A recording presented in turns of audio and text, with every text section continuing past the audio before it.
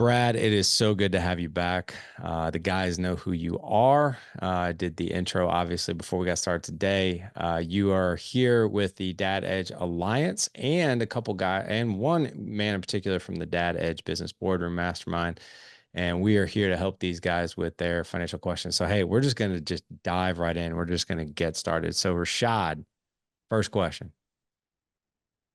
Hey, thanks for joining us today, Brad. I had a question around financially getting out of debt. I know that's huge.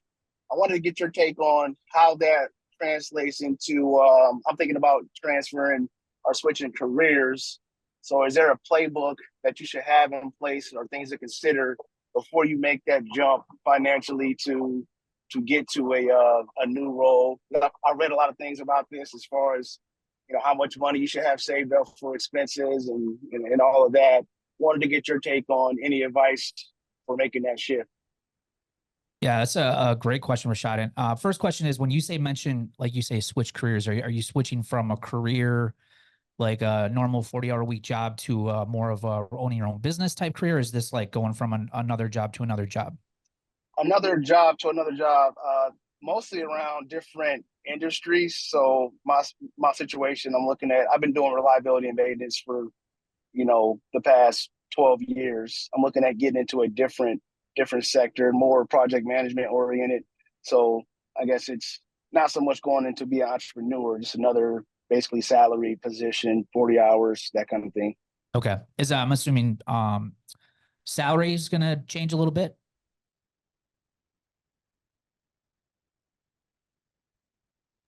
Oh, yeah, I muted myself. Yeah, actually, I think it will be a little bit of a bump financially, if I can get this role that I'm looking at now. But I'm at a point where I'm willing to, compromise on salary just to be more happy, because the role right now I have is very, very travel oriented. I'm actually on a role right now, so it's becoming too much of a burden for me to manage my career with my family life. So that's the biggest reason why I want to make the shift.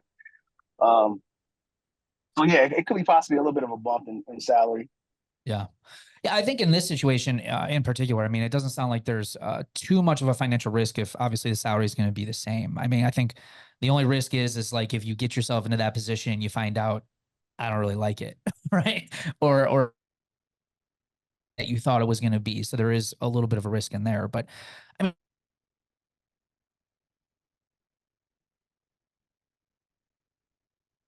if changes can happen planned, you can plan them, and also they can come unplanned as well. So having just a regular plan to, be able to reduce as much debt as you possibly can, prioritizing your savings. You mentioned, having some sort of a cushion or a savings account.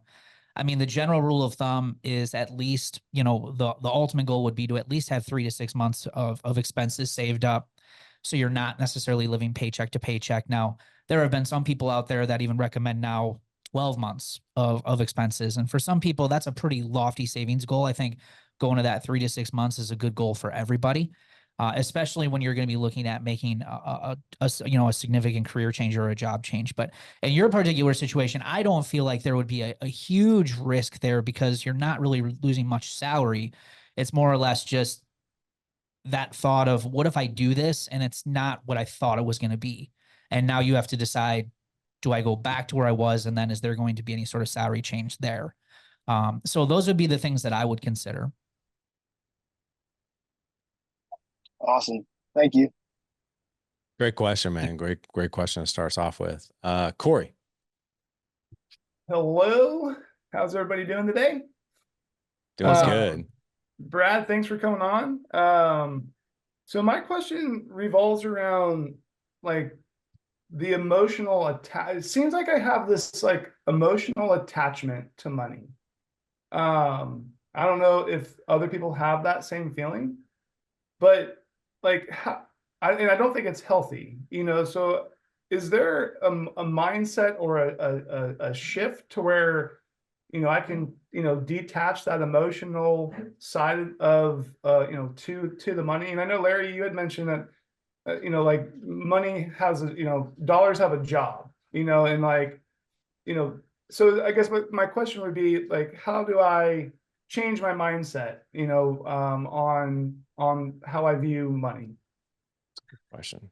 Yeah, when you say emotional attachment, can you speak more to the emotion that you're feeling when you think about money, your relationship with money? Um, sorry, my dog's sounds like he's throwing up. Don't worry. Oh my God. I don't know, like it just seems like, you know, like I get the money and then you know, I hold on to it, and I'm kind of afraid to spend it. There's a fear with it of losing money. My, you know, growing up, and as I got older, my parents divorced and pretty much lost everything. So I guess I don't know, there's a fear and an attachment in that regard. Okay, so the fear that you're dealing with is just the fear of loss. Like you have a hard time spending it, you have a hard time getting rid of it. Yeah. Okay. Well, that's not necessarily a bad thing. Excuse me. It's always good to have a little extra money than it is not to have enough, right? Um, but I think for me, when it comes to the attachment of money or any sort of emotion with it, I think goal setting is such a big thing.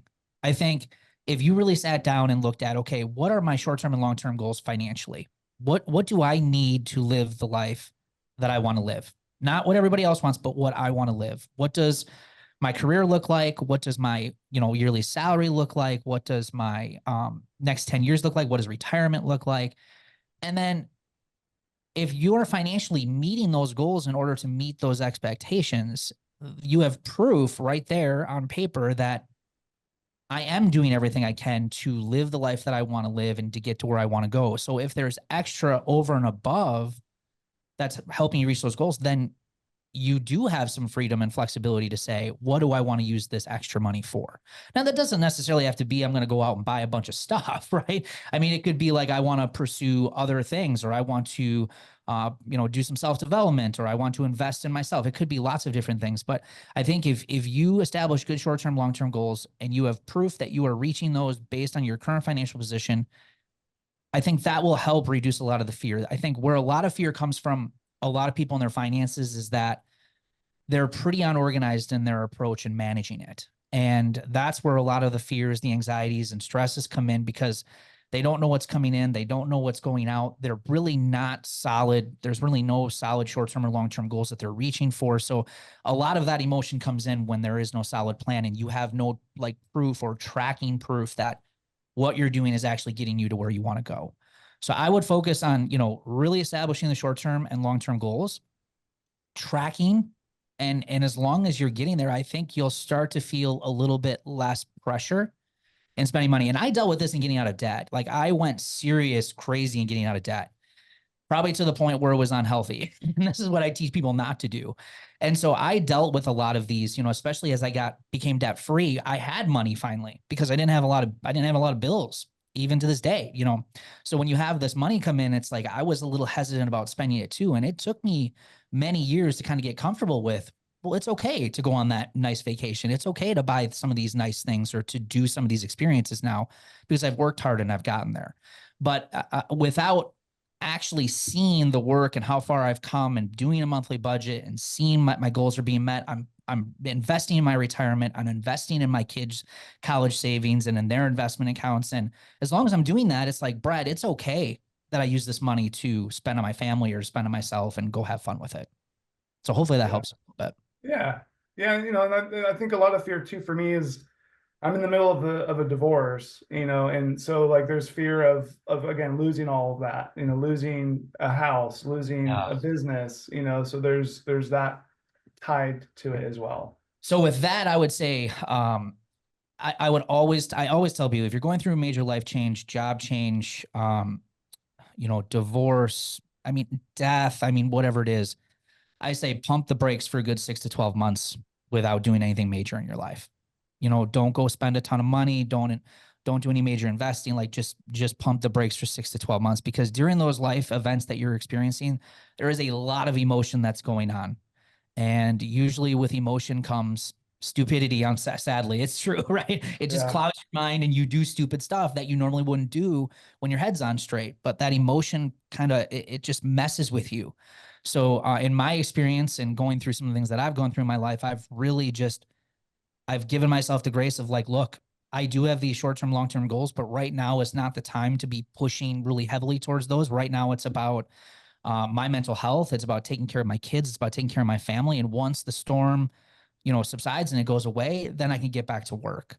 But I would say if you're going through a major life event like that, it might be okay to just to pump the brakes and hold on to a little bit of cash right now. So that way, when you do get out of that, you have some financial legs to stand on and you can kind of rebuild your life in the direction you want it to go. Awesome. Thank you. That's Yep. great advice. Yeah, that emotional piece I think is something that, can you just share, maybe, I know we're going to get to Michael's question next, but can you share just a little bit more about the emotional, I guess, tie with money, or like I would even say like the emotional story, or like even the emotional like trauma? And if I could just share something really quick, like um for me, what I've realized, just, and this has been my entire life, and I always feel that there is not enough. And I think I know why.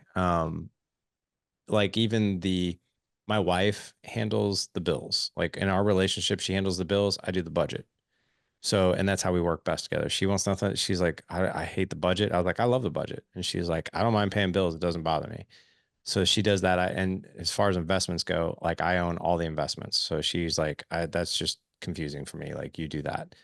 Um, it's really odd for me because like I can invest money in the stock market or a real estate deal or something like that. I can lose money and it doesn't really bother me because I kind of know it's part of the game. But like paying like a medical bill that's like $1,200, like it literally just, it just infuriates me. Like and I don't know. So going back to like even my childhood, like I remember being 16, and this was the third guy that had like lived with us for like a long amount of time. It was my mom's live-in boyfriend. My mom like sold all of our furniture. He moved all of his furniture in. She worked for him. He had a company. His company ended up going bankrupt. He went under. He moved out and literally took all the furniture. And I'll never forget coming home from school and my mom was sitting on the floor bawling, and there's nothing in our house. And she was like, I don't know what to do. Like, I don't even know how we're going to make our mortgage. And dude, Brad, I don't know what it was, man, but that has stuck with me for 30 years. And I always go back to like, that can never be us. That can never be me ever. So it's like this seeing money go out, even though it's like paying bills. I don't know, man. I just have, and I've seen a lot of guys, they have like this sort of emotional experience with something financially, like with them growing up, and it impacts them for like their whole life. I don't know if you have any further explanation around stuff like that. Yeah. And I think, the good news about some of those experiences in life, they can be the best motivators to help you improve your life. I mean, there's no question. But yeah, I think, I don't have like when how I was raised is completely different.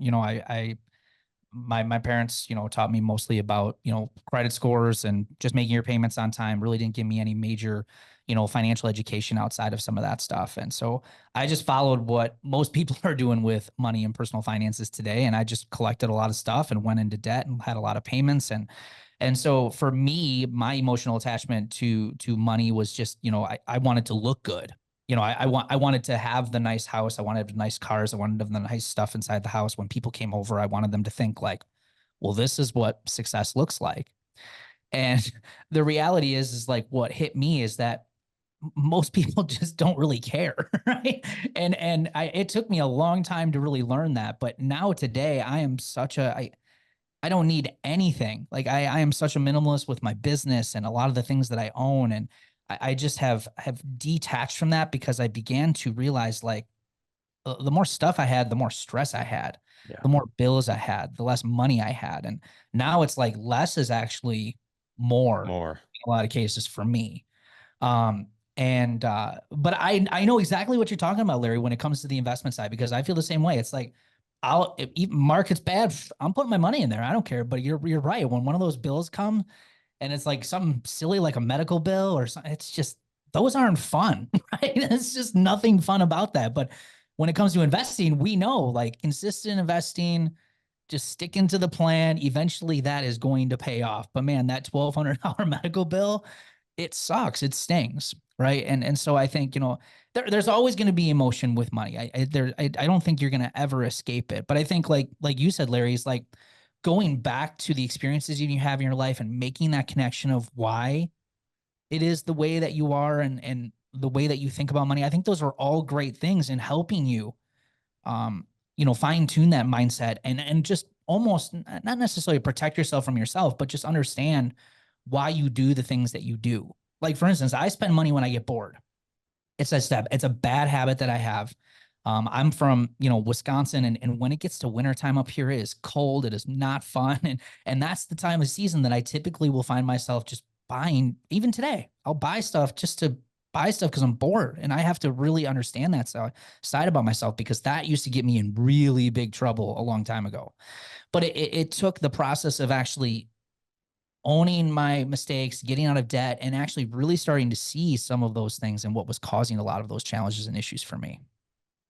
Got it. That is so good. Thank you. Thank you for just inserting some of that information. That's super, super helpful, especially for those of us out there who just, we just have like a interesting emotional relationship with money, no matter what. So I want to get to Michael. How we doing, guys? Good. How are you? Doing well, thank you. So my question is more, I'm gonna be retired from the fire department in 4 years. A little backstory. Debt. We're pretty much debt free except for our house. That's awesome. Which is Awesome. good. Good for you guys. I'm like you guys. I'm like, I don't really like stuff. It doesn't do anything for me. I actually get something new and I have buyer's remorse. So I've Yeah. learned that I'd rather go than do things. So anyways, so I'll have a pension from the fire department, which is good. I will have, and I've saved in deferred comp, which depends who you talk to, is good and bad. So we'll be able to continue our lifestyle, but my side business is I do fishing, and I can feel as I'm getting older, it's starting to take its toll on me physically. The early mornings, the heat in Florida, like I come home now and I'm like physically exhausted. When 10 years ago, I still had time for the kids, and they're the most important things. They're getting older. They're more into the extracurricular sports, and I feel myself like doing less with them. So my wife and I talked, and we decided to try to do more passive income. So we took a shot at a rental property. Doing so, we got a HELOC loan, and you touched on interest rate earlier. Just the interest rate with that is we broke even, but with just that. So I would like to have 3 properties by the time I retire. That's my goal. I don't know if we can keep using this HELOC loan, even though we have plenty of money in it because of the equity we had in our home. But I don't know if this is something you even do, but what would your advice be for me? I want to get out of that HELOC, so I want to refinance, but this property is in a different state and they have different laws and rules than we have in Florida. So we have to hire an attorney for that. But what would you suggest I do, or advice you would give on, getting money for other properties? Or I don't know if I'm saying the question correctly. Yeah. So first, I don't really get into any sort of real estate investment advice. It's not really the area of my expertise, but the one thing I would do is just get around some people who are experts in that field. I do have a friend of mine who is in real estate investing. It's something that I'm looking and getting into. I'm just starting to dabble into some of those ideas and some of those things that you're like actually a step ahead of me right now. But I've learned a lot just talking to him, and because he's been doing it for now 25 years, and he only owns 4 properties. So he's not, this huge mogul and he's got all this stuff. He's only owning 4 properties. But, I've been talking to him and learning from him. And that is huge education, just learning from somebody who's already done it. So I would find, at least in your local area, I'm sure that you've got people, just try to dive in, maybe even get into some Facebook groups, to people that are, regularly doing this stuff, to get some information and get some education from them. Okay, great. Thank you. Yep. Appreciate it. All right, Calvin. Hey, what's going on, guys? What's up, Calvin? What's up?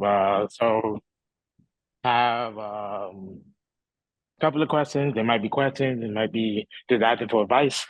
So what are? How do you know? Okay, let me say, what are some good stocks to look into?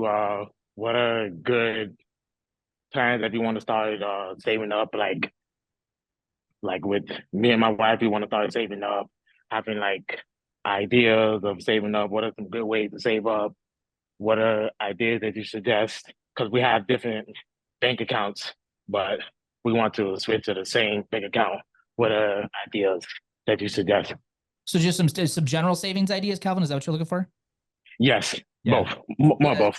Yeah, so I think one of the best things that you can do to figure out ways to save money within your household budget, whether your finances are separate or together, is just to go back and print out the last 3 to 6 months of your bank statements, credit card statements, PayPal, Cash App. I mean, anywhere you're spending money.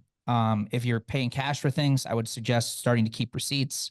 And if you want to be an overachiever, maybe go back and do the last 12 months of this and go back and figure out where you've been spending your money.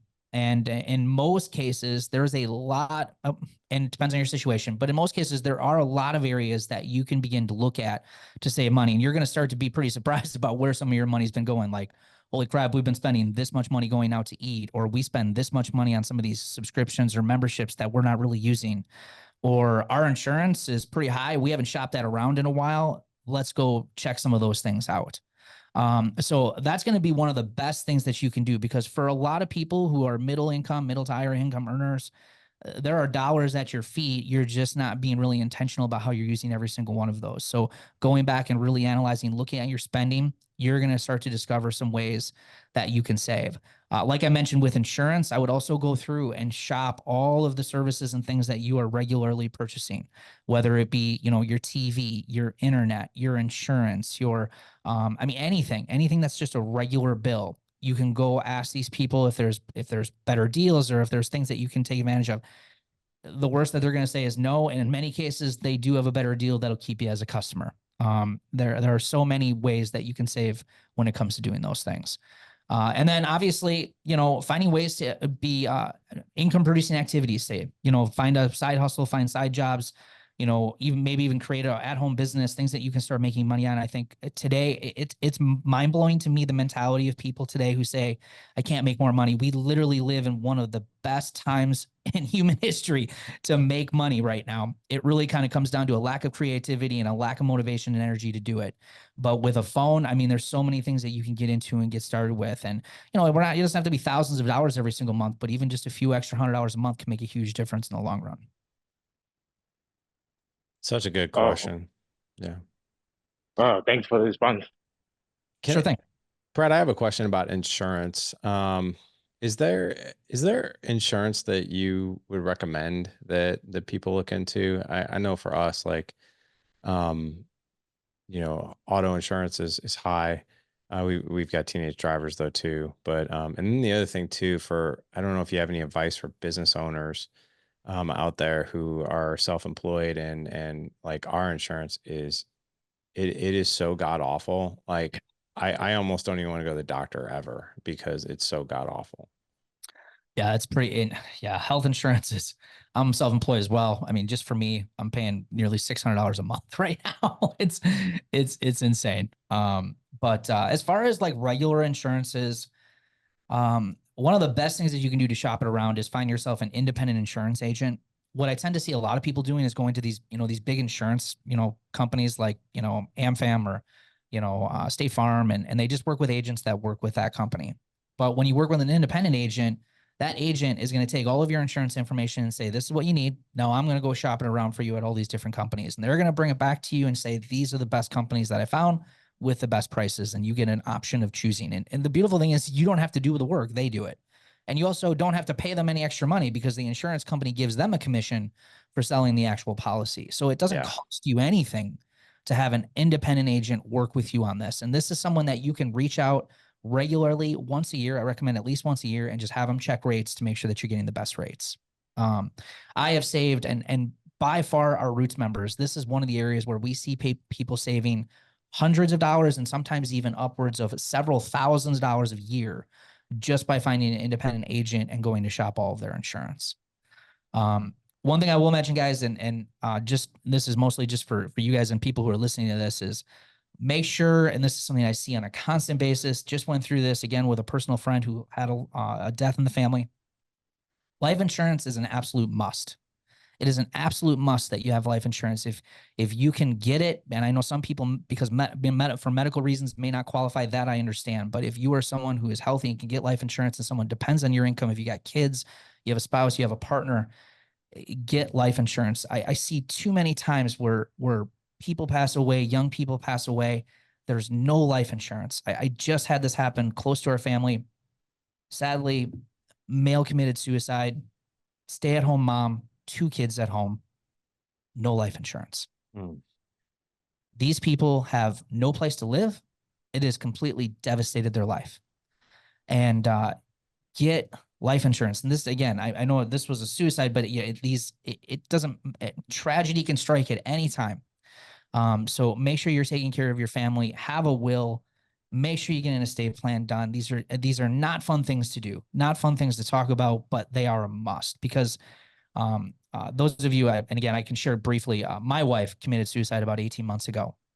And like I said, I've gone through a lot of crap in my life, and the last 18 months have been the worst. And having done the work that we did early on in creating a will, having life insurance policies, having an understanding of what my wife wanted when she passed away, and having understanding, it made all of this. And again, I don't want to sound insensitive when I say this, but it makes the process so much easier for the family who's left behind, because all of that stuff is figured out.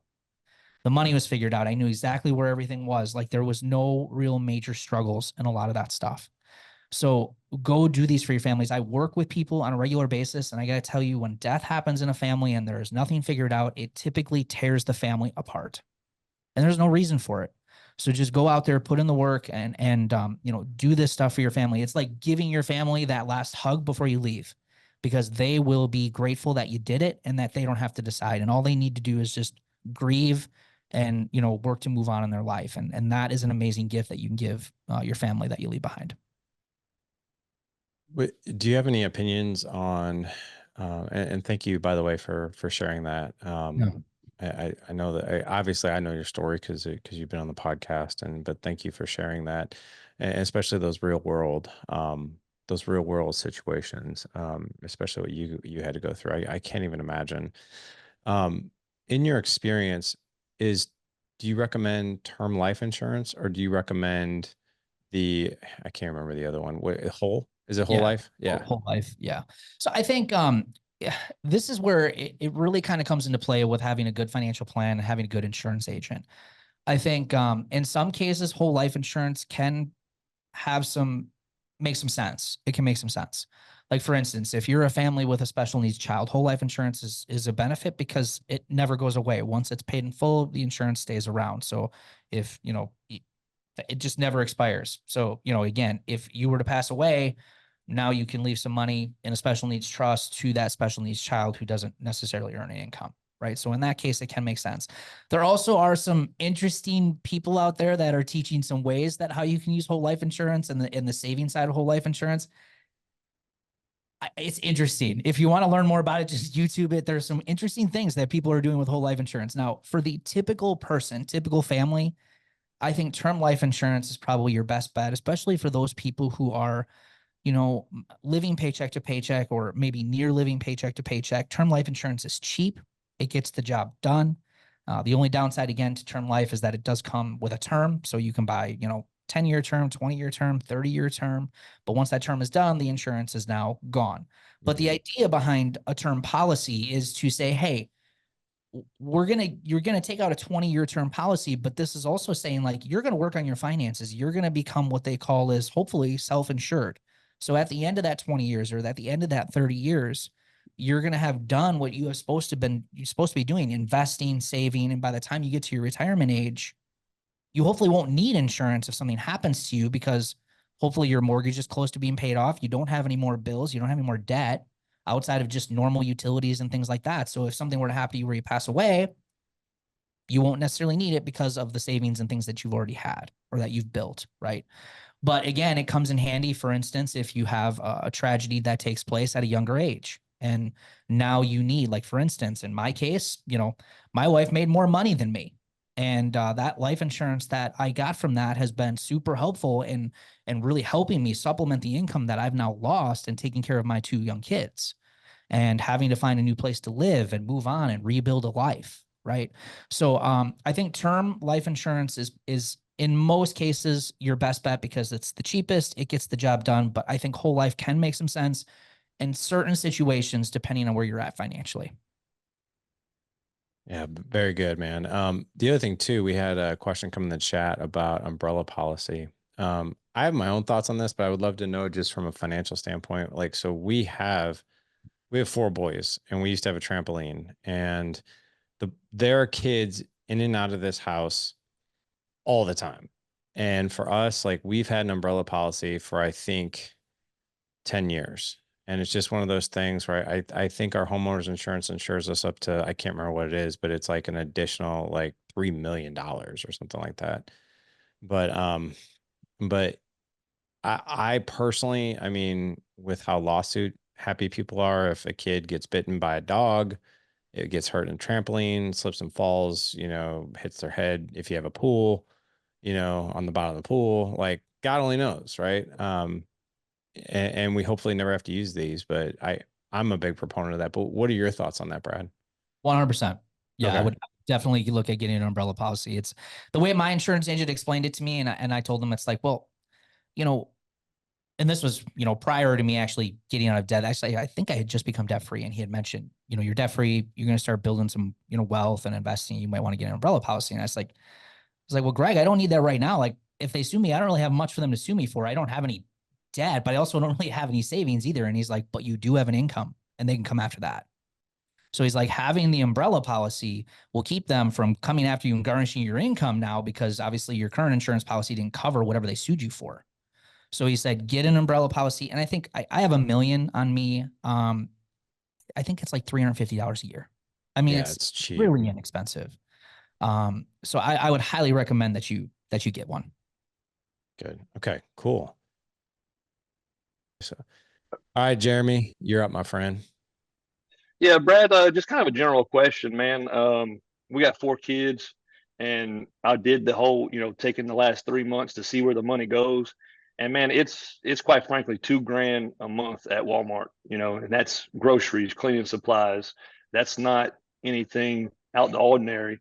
That's just stuff to live, I have a pretty good job, but it's kind of causing a little bit of a paycheck to paycheck deal. So do you have any kind of tips for that situation? Yeah, it's I mean, admittedly, it's just tough right now when it comes to grocery bills. And I think some of the best things that you can do is look at your best saving. Being paid up. No, go ahead. I muted him. That's awesome. Yeah, it was good. I think, like for me, like I shop at 2 or 3 different stores sometimes to get the best deals. And I think you have to, and again, it's a little bit more work, it's a little bit more time. I do take advantage of online grocery ordering when I can to get, things delivered and when it makes sense. But there are some things where there are some local stores that offer some cheaper products, and it makes sense just to go to that store and pick some of those things up. As much as I would hate to say it, because I'm not much of a couponer myself, as most people, most men aren't, especially, is to start looking at, couponing. I mean, even today, there are still, and I'm working on getting this girl who's amazing at couponing, and she is on TikTok, and she has these amazing grocery hauls. She has like a really large family as well, and she's bringing home these amazing grocery hauls for like $150 a week. And I'm trying to bring her on my podcast to talk about and share some of these tips, but there are still tremendous ways to save out there, but you just got to be willing to invest some of the time and learn when these stores are giving the best deals. Make sure you're looking at their rewards programs, like even like stores like that aren't, you wouldn't even consider like stores that you would grocery shop at, but like the pharmacy store, like Walgreens or CVS. Like if you look through those ads, now not everything is cheap, but they sometimes will have the best deals on like soda and things that your kids like to eat, like snacks and things like that. They're way better than some of the local grocery stores. So again, it's more of an investment in time and finding where those deals are going to be, but they are out there and you can still save money. Again, but at the same time, we also have to admit, like, there's only so much you can do as well. And this is where I suggest like looking at other areas of your life where you could be or are willing to make some sacrifices in to help alleviate some of the stress off the grocery budget, and you're able to free up some money someplace else. Sometimes that's a possibility. Sometimes it's not, based on the situation, but those would be some of the things that I would look at. Yeah. Thanks, man. I appreciate that. Sure. No problem. I just want to echo what Brad said. So we shop at 4 different stores. I'm not kidding. Like, just to try to cut corners on groceries. So we shop at Aldi's for like a lot of the snacks. Aldi's, surprisingly, if you got an Aldi's in your area, like their produce is really good. Yeah. Like, and it's actually pretty inexpensive. If you have a Fresh Time in your area, that's another good one for produce. Super fresh, organic stuff, but like at low prices. We buy some of our veggies there and some of our other stuff there, but you can actually get things less there than at your local grocers, and it's not nearly the price point at Whole Foods. We do go to Walmart for some things. We do hit our local grocery store, which is the craziest, most ridiculous expensive. Like I wouldn't say it's right up there with Whole Foods, but it's expensive. We do go there for a few items, but we could go there for all of our items, but we would literally probably, I would say, spend 35% more in groceries than what we do now. And we're just not willing to do that. So yeah. And I think even, and I have no financial like ties to Instacart or anything like that, but I think Instacart actually will pick stuff up for you at Aldi's. As well as I think we do a lot of shopping at Sam's too, because just buying a bulk, for 4 kids. So we do cut corners there too, but it's hard. You do have to put a little bit more work into it from my experience if you want to do that, but it is worth it. Yeah. I think there's some value too in just doing some online shopping when it comes to groceries. Well, 50% of all grocery orders or 50% of all grocery purchases are made on impulse. 50%. That's crazy. That. So when you're doing online shopping, you're less likely to do some of that, even if you have to just go to the store and pick it up. If they're willing to like shop for you for free and have it all ready for you at the store, I think there's great ways, because I have a great grocery store too that's more expensive, but I find that when I'm there, I will buy extra stuff that wasn't even on my list, because it's like, oh yeah, sure, I'll get this. But all of those little purchases, it's that death by 1,000 cuts. All those things can add up over the month. And before you know it, your grocery bill's, 10, 15, 20% higher because of all those little extra things that you weren't really planning on buying. So true. Yeah. I mean, how many times have we all gone into the grocery store to get your 6 items and you come out with like, 7 bags of stuff. And you're like, oh yeah, I needed that. I do want to mention about Aldi. Aldi has that aisle, the Great Finds, Larry, Great Find aisle. One time they were selling chainsaws in there. What? Get out of here. So funny. You go to the grocery store, walk out with a chainsaw. How about that? Oh my gosh. That's great, man. Ian in the chat put Amazon Subscribe and Save on regular stuff is really good on a monthly basis. That is true. Yep. I truth be told, I buy Rogaine on Amazon and I get it for about $15 cheaper per bottle. I want to keep my hair, man. So, but I don't want to pay for what they charge at Walmart or Target because it's more expensive. Right. So yeah, and we buy our toilet paper there because we have 4 boys and they eat a lot. So. Oh yeah. All right. So as we wrap up here today, guys, I actually we're out of questions from the guys here on the call. So I have one more question for Brad. Brad obviously runs his own membership community. So he's been doing this now for quite some time. And the good news is when you run a membership community like, Dad Edge Alliance or Brad's group, which is helping people overcome debt and be better with personal finances, is you get to learn a lot from the experiences of the people who are in your group. And you're like, oh my gosh, I didn't think of that. I didn't think of that. So-and-so is doing this. So Brad, in your community, what are some things that people have, I guess, shared with other people in the community of like, hey, if you guys want to go save money, go do this. If you want to save, go do that, go do this. So what are some good takeaway tips we have? Yeah. So I think for a lot of people, I think when it comes to like things like impulsive and wasteful spending, this is something that a lot of people struggle with. Because in today's day and age, it is like so easy to spend money. I mean, it is everywhere. It's on your phone. It's, at the local gas station. I mean, it's so easy to just spend money that you didn't plan on spending. So I think one of the areas where a lot of our members will share the most beneficial tip when it comes to that is giving them the opportunity, instead of telling themselves no, because a lot of us don't like to do that, Instead, just say, you know what, I'm going to wait just 24 hours before I really make this purchase.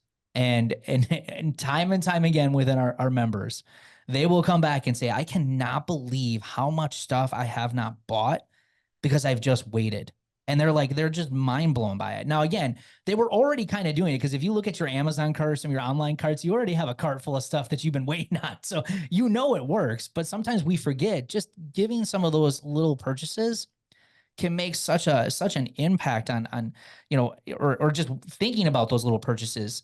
Even the big purchases, giving those just a couple of days can prevent you from spending so much money that you didn't plan on spending. So I would say from an impulsive and wasteful spending or like an emotional spending pattern, that's been huge for a lot of our members in reducing a lot of wasteful spending habits. I never really thought of that. Like, because you think about like, we try to filter buying decisions through a need or a want, but we do buy, like, I wonder now that you say that, like if we would have given ourselves 24 hours, would we have bought that? Like we might not even remember that we wanted to buy it. Right. So that is huge. What about any type of just success story that's come out of the guys who do life or the people who do life with you in your membership site? Yeah, I mean, that's been one of the coolest parts about what I do. And we've had I mean, we could fill shows and shows of so many people. And one of the things you can do if you want to hear regular stories about people who are regular people who are getting out of debt, even with today's economic times, obviously you can go to the Debt Free Dad podcast. One of the most recent podcast episodes that we just did was with Nicolette Thomas, and Nicolette joined back in October. So at the time of we're recording this, that was, maybe 9 months ago. And she was feeling very much like everybody else was, like things are never going to get better. I'm stressed to the max, had a relationship that failed and really struggled with their finances and really said, I was really getting to the point where I just felt like I couldn't breathe. I just felt hopeless. And so Nicolette came into, actually started finding us on our podcast and then eventually joined us in Roots. And she said, because of the community, like you just said, Larry, because I surrounded myself with other like-minded people who wanted to get out of debt, wanted to improve their finances. And with the education that I learned inside the membership, I was able to, she was able to pay off over $6,000 in credit card debt, build up her first emergency fund, and also save up $5,000 plus dollars to do a huge move that she was doing. So she had moved locations, was going to cost $5,000 to do it. So within just those last the first 6-7 months, so when we recorded this episode, she had just this amazing swing over $10,000. And when I asked her, I was like, would you have ever believed that you would have been able to achieve that? And she said, heck no. She's like, I didn't even think I could make it to the next paycheck before I started this. And so when I asked her some of the things that she did to make this happen, it was the simple things. And a lot of the simple things that we talk about, it was, I started to have a monthly budget. I started to really understand what my behaviors were, what my bad habits were, where my money was going. And I just started to really pay attention and be intentional with where my money was going. She's like, I really prioritize savings. She's like, that's not something that I really regularly did. I really didn't. She's like, I just felt like I couldn't do it, so I never did it until I actually saw that I had money to do it. And then seeing other people that were doing it inside the community and reaching their emergency fund, it motivated her. I want to get mine done too. So she's just made this huge turnaround in just, 6 to 7 months. And that's the amazing thing about it, is that if you're willing to make some changes, it doesn't take a tremendous amount of time to start making some terrific progress. And we see amazing success in sometimes as little as 90 days, but usually it's going to be that 6 to 12 month period where we see like this huge shift and this huge turnaround of where they started and where they ended up. It's exciting. And that's the thing that is so frustrating right now for me, but also is a good opportunity for me too, is that right now there is just this message and this sentiment out there that normal everyday people aren't getting ahead. Normal everyday people can't win. Normal everyday people are stuck in debt. There's no way, there's no hope in getting out. And I don't want to get political or anything, but I don't care who's in the White House. I don't care. I don't care if the Republican, Democrat, I don't care who's in there until you're ready to take personal responsibility and you're ready to hold yourself accountable and you really look in the mirror and say, what are the issues with my finances and what can I control? Until you're ready to do that, nothing's going to change. But if you're willing to do that and say, what are the things that I can control? What are the things that I can do different? What are the things that I can go out and do better? Man, once you go in it with that growth mindset, people are just blowing up the charts with getting out of debt and saving money. It's pretty exciting. That is so cool, man. I lied. I do have one more question for you if you're cool with it. Yeah, no problem. This whole thing of, becoming financially free, and like I think I did this actually early on, so I can't like shut it down and say like don't do this because it's wrong. I remember back when Jessica and I got married in 2003. We paid off $80,000 in 5 years because like I went absolutely berserk. I read the Total Money Makeover by Dave Wow. Ramsey. I literally Yep. bought Sirius satellite radio just so I could listen to his show, and I threw everything but the kitchen sink. I did it actually so aggressively that's when my wife, after me doing the bills for 5 years, she's like, I need to do the bills. You are reckless. Like you are spending, you're throwing so much at the debt. We don't even have money for enough money to go on vacation. Like you can't do that. So, but even Dave Ramsey, like he talks about like, make sure you tithe, right? Give to charity or give to your church or whatever. Also, you have to set aside some money. I think he recommends, and a lot of gurus out there recommend 10% to invest in yourself. And what I see, and I'm sure you probably see it in your community as well, but I see this in all over the place. People will cut the things that they view as a cost, but they're actually an investment. So I'm sitting here, I scratch my head because we've done the Dad Edge Alliance now since 2016.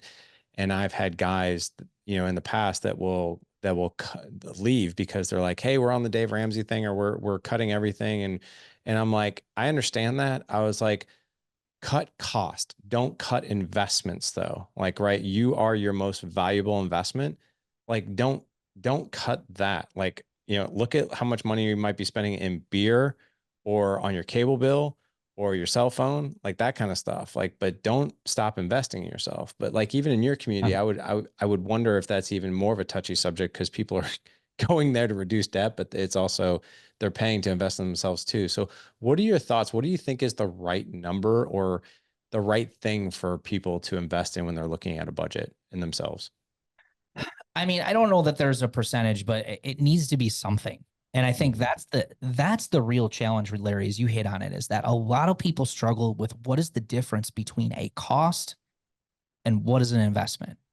And when we do our workshop, we actually will share like, I mean, we have people that'll come into our membership and they'll have like a 771 time return on their money.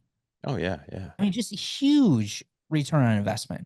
And what will people say is when they look at our membership, and it's very cost effective, it's not even really expensive, and they'll say, well, this is just another cost I can't afford. And it's like, well, look, wait, but look at what these people have done because of the work that they've done. And then we'll show them true costs. Your true cost is like your utility bill, your cell phone bill, your cell phone insurance, your Amazon cart. Like these are expenses. These are costs because you're not getting any return on a lot of those things. Right.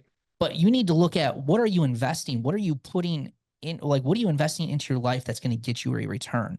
And that's a big part of what we talk about. It's like, look, you if you're living paycheck to paycheck, you probably haven't afforded yourself to invest in yourself. And that's why you're stuck. So get yourself out of debt, free up some cash flow and start investing in yourself, start investing in your own development so you can become better, so you can potentially make more money. But I think that's really at the core of what the issue is understanding the difference between most people who are living paycheck to have a paycheck have a hard time differentiating the difference between that cost and that investment. But I think it needs to be something. I don't know that I would push on people like it needs to be this exact amount. I think 10% is a good rule of thumb, but for a lot of people that might be a stretch. But I think that there's a lot of things that you can do from a self-development standpoint that don't have to cost a ton of money. But there should be something in there for sure. I mean, I understand that, and my final thought on this, and I'd love for you to obviously send us off here with a final thought as we wrap up here and maybe give like your one or two pieces of just advice as just to put a bow on this. But I I had a fantastic mentor of mine almost 10 years ago, and he told me this statement because at the time, like I viewed everything as a cost, everything, right? And he was ahead of me in life in his mid 60s, had made millions. He was actually in a mastermind with Dave Ramsey. He was my first like coach mentor. Aaron Walker's his name. He founded a fantastic community called ISI. And he told me this statement, and it forever changed my life because I went to join his mastermind, and at the time it was $500. And that was in 2015 a month, 2000 or $500 a month. I was like, $500. I was like, Aaron, I don't have $500, number one. And I certainly can't even justify $500 a month to my wife. Like, I can't do that. That costs too much. He's like, yeah, there's a cost. He's like, but you're your best investment, number one. Number two, there is a difference between cost and investing, right? But here's the biggest thing. This is what people don't look at. And here's what I want you to think about. There's a cost to doing nothing, Larry. There's a cost to doing, and I'm like, what are you talking about? He goes, well, you come and do our mastermind. He goes, you're going to learn, how to be a better husband. You're going to learn how to be a better, more patient, resilient, dad. You're going to know what to do with the dad edge. We're going to help you with your business. We're going to give you guidance. We're going to give you perspective. We're going to coach you from a group perspective. There's going to be 10 of us helping you. And there's an investment in that. He goes, and there's also a huge cost in not doing it. And I was like, what do you, he's like, I want you to imagine your life a year from now and nothing's changed. Nothing. You've done nothing different. And you just keep going in the way you're going. What's the cost of that life? And dude, I don't know what it was, man, but that was like a frying pan to the face. I was like, oh my God. Okay. All right. And I tried it. And dude, I was like, I'll stay a month and figure it out. I stayed a year. That was the best. That was the launching pad of this whole thing. But like, I didn't see that then, and I think that people need to see that. Yeah, that's really good. And you're absolutely right. Most people don't consider the cost of doing nothing. Yeah. And we see that with a financial standpoint all the time. It's like, there is a cost to ignoring it. There is a cost to not investing. There is a cost. And it's the opportunity cost, right? You say yes to something, you say no to something else. And it's something you definitely got to think about. I love that. It's good. Yeah. Yeah. Well, as we wrap up here, man, I want to hand this back over to you to close us out. Just put a bow on this whole thing and send us off with maybe your best words of wisdom.